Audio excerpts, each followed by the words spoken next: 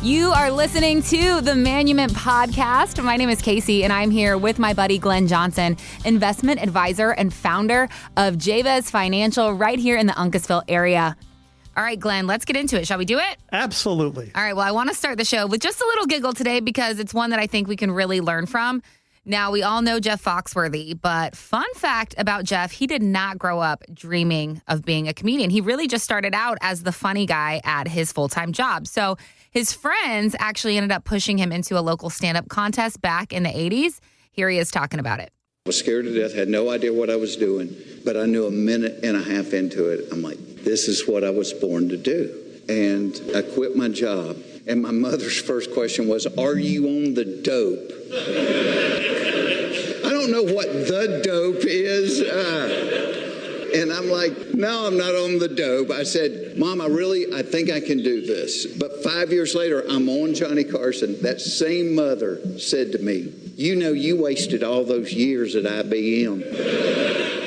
Now, that's funny, but I think it really drives home the point that families don't fear the dream. They kind of just fear the unknown. So I'm wondering, Glenn, when you have a client's family who is skeptical about their loved one's retirement, how do you help walk them through so that it does not feel like this is a leap of faith? How do those meetings and those conversations go with the whole family in your office? Oh, you know what? I totally get it. You know, and Jeff Foxworthy, he's one of my favorite comedians. And you know, and I can totally relate to him in this case.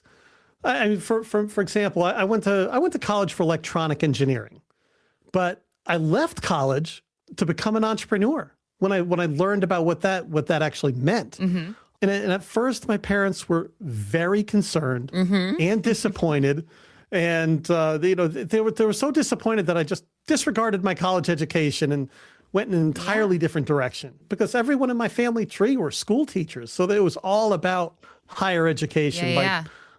My mom, my grandmother, my grandfather, my uncle, all of them. But they also kind of knew there was really nothing they could say or do about it. Yeah, well, it's understanding their disappointment, but I'm wondering, once you got past that initial concern from them, what kind of clicked for you? What made you realize, okay, this is actually the path that I'm supposed to be on and that I want to be on? Well, it's kind of like, well, when you know, you know. And once I learned of the possibilities and where wealth really comes from, and how you get paid in proportion to the problems that you solve for other people, that's when I decided, I'm like, wait a minute, I can really do something great here. And I decided to chase my dream and figure out how I could solve problems for others that would have the greatest impact on their lives. And that's really what ultimately led me to the financial industry, because it enabled me to have such a profound impact on the lives of people that I cared about. And I'm thrilled with my career because for me, it's really not a job. It's more of a lifestyle, and I love it. So I'm really living the dream, because I get to choose whom I get to spend my day with from day to day and week to week. I get to see people's lives get so much better and secure their financial independence. And I get to help people position themselves so that they can live their dream and walk into retirement with confidence. Well, and that confidence piece is huge, because for a lot of people, retirement doesn't really feel exciting at first. It kind of feels more intimidating at first.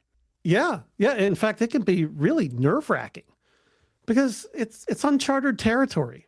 It can seem like walking through a minefield, because in a way it is. Yeah. Things may be going great at first, but then the fact that if your assets aren't positioned properly and the market takes a turn for the worse, things can blow up at a time when there's really not enough time to financially recover. And I've seen it happen.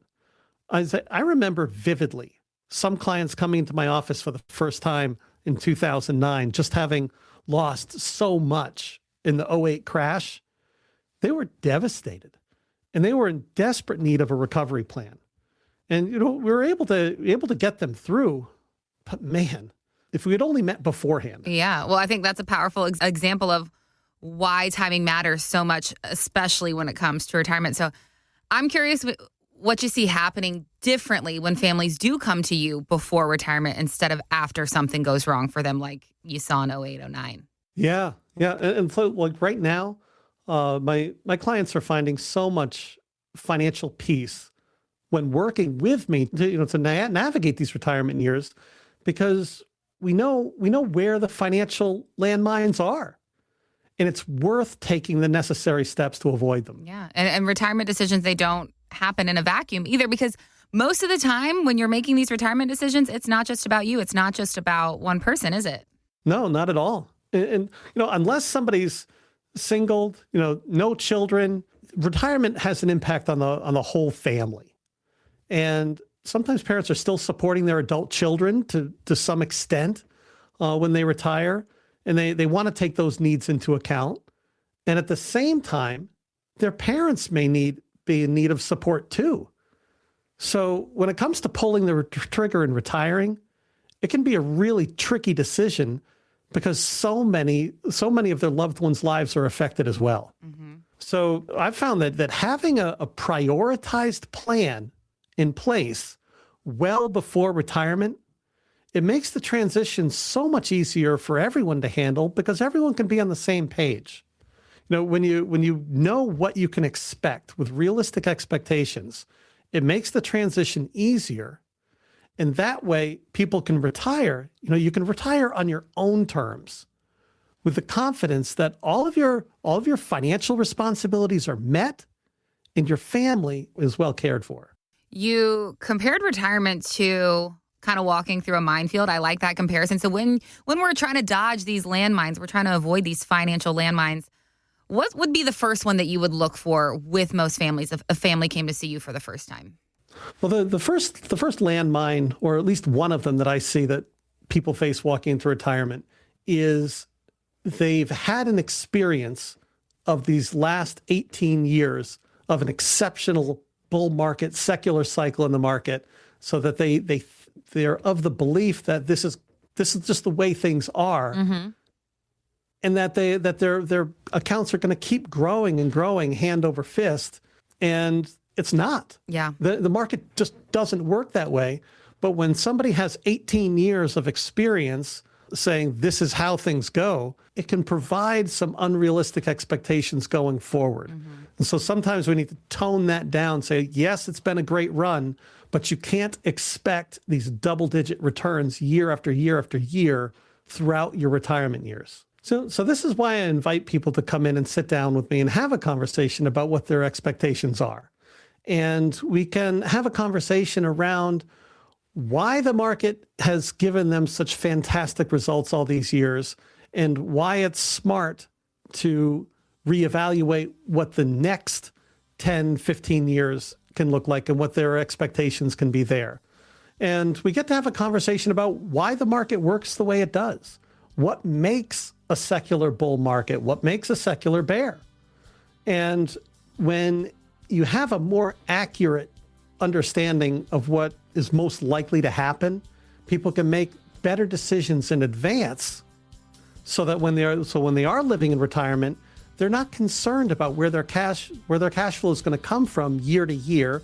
They don't find themselves behind the eight ball of having to take out a big chunk of money out of the market at a bad time when it's down, just so that they can meet a required minimum distribution.